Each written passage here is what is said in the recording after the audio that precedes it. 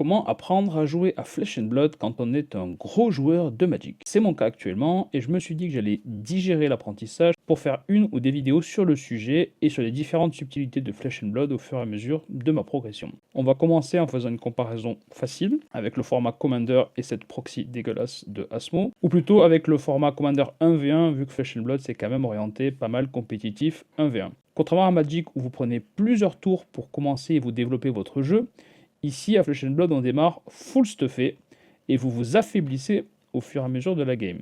Je m'explique en termes Magic. Vous commencez la game en fait avec votre héros, votre commandant à Magic, qui est une sorte d'emblème sur la table, en jeu, dès le début. Il ne bougera jamais et il gardera ses capacités tout le long comme un emblème à Magic. Et dès le début du jeu, ce héros, il est équipé.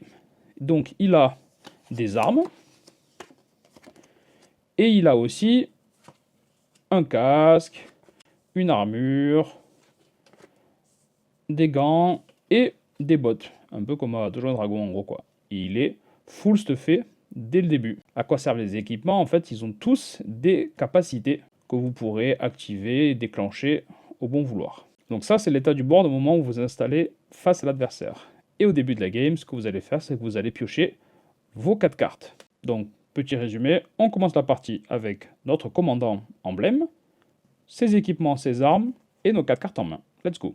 Maintenant, on va regarder une carte du deck typique de la Flesh and Blood en fonction d'une carte Magic. Elles ont, comme à Magic, un coût pour la jouer, comme à Magic, une valeur d'attaque, et comme à Magic, une valeur de défense. Et évidemment, le texte au milieu pour indiquer les capacités ou ce que fait la carte. Il y aura par contre une valeur en plus qu'il n'y a pas à Magic. C'est une valeur qui serait ici. Et cette carte-là, en fait, elle indique, si vous défaussez cette carte, combien elle vous rapporte de mana. Et oui, c'est grâce à cette petite subtilité qu'en fait, ils ont réussi à se débarrasser des terrains. Toutes les cartes de votre main ont une valeur de mana qu'elles donnent, en fait, à la place de coûter. Donc elles ont toutes une valeur de combien elles coûtent et une valeur de combien elles donnent. Ça ressemble à ceci sur une carte. Celle-ci coûte 0 à jouer, donc c'est une carte particulière qui coûte 0. Et vous voyez ici, 1 sur les 3. Pourquoi? Parce qu'en fait, au maximum, une carte, elle peut donner 3 mana. Et elles coûtent toutes entre 0 et 3 mana. Et on a ici les valeurs qu'on disait tout à l'heure, la valeur d'attaque de 2 et la valeur de défense de 2.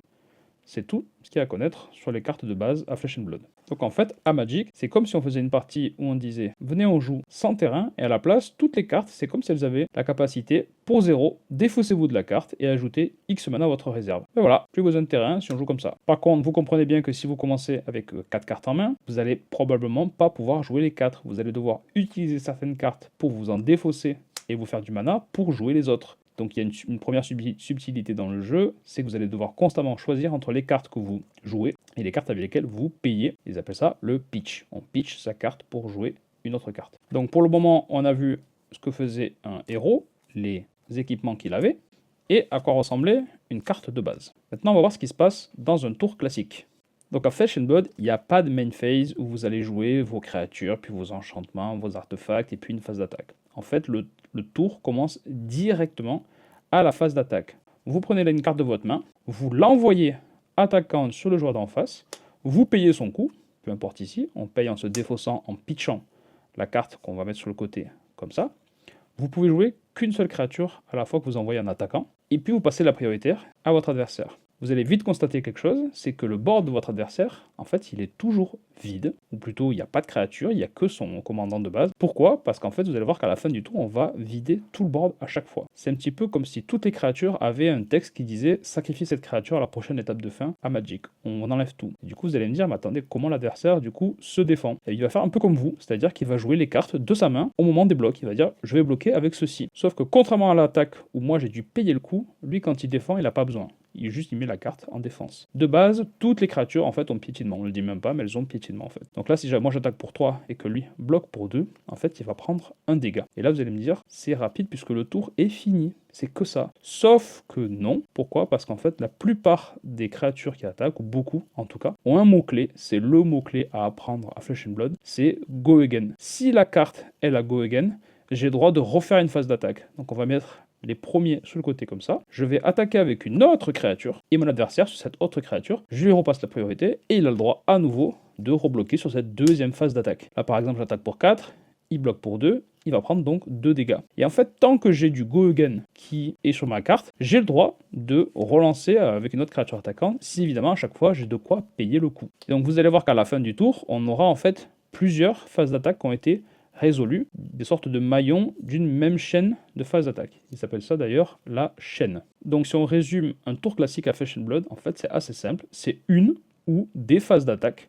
On lance la créature attaquante, l'adversaire vient bloquer avec une ou plusieurs créatures de sa main, et on continue. S'il y a du Go Again, on peut continuer tant qu'on peut jouer ses cartes en fait. À la fin du tour, le joueur défenseur prend toutes ses créatures et les met au cimetière. Je prends toutes mes créatures, je les mets au cimetière. Les cartes qui ont servi de défausse ou de pitch pour payer, elles par contre, elles partent sous la bibliothèque. On pourra peut-être les rejouer plus tard dans la partie. Et si jamais il me reste une ou plusieurs cartes dans la main, je peux prendre l'une d'elles et l'en mettre en exil. Comme ceci, je la retourne, je la mets en exil et j'aurai droit de la jouer plus tard dans un prochain tour. Puis là, c'est le rêve de beaucoup de joueurs de Magic. À la fin du tour, vous piochez jusqu'à que vous ayez 4 cartes en main. Voilà, j'ai mes 4 cartes en main. Donc potentiellement, j'ai une carte en exil et 4 cartes en main. Donc je peux avoir jusqu'à en fait 5 cartes jouables. Attends. Vous avez capté un truc, c'est que du coup, on pioche pas au début du tour. On pioche à la fin jusqu'à avoir 4 cartes. Mais donc le joueur adverse qui a bloqué avec 2 de ces cartes-là, il va commencer son tour uniquement avec 2 cartes. Il pourra m'attaquer qu'avec ces 2 cartes. Et ouais, c'est comme ça que ça fonctionne. Si vous utilisez vos ressources au moment de la phase d'attaque pour bloquer, vous les diluez comme ça, vous allez commencer votre tour en fait sans rien pour attaquer. Donc c'est tout le temps un jeu, une subtilité à apprendre à ce jeu-là. Les ressources que vous utilisez au moment de la défense, c'est des ressources en moins au moment de l'attaque. Mais du coup, dans tout ça, à quoi ils servent tous ces beaux équipements? En fait, ils ont uniquement 2 fonctions. La première, c'est comme on l'a dit au début, ils ont des capacités que vous pouvez utiliser. Donc, par exemple, certains vous disent, si vous payez du mana, vous pouvez faire ceci. Si ceci se passe dans la partie,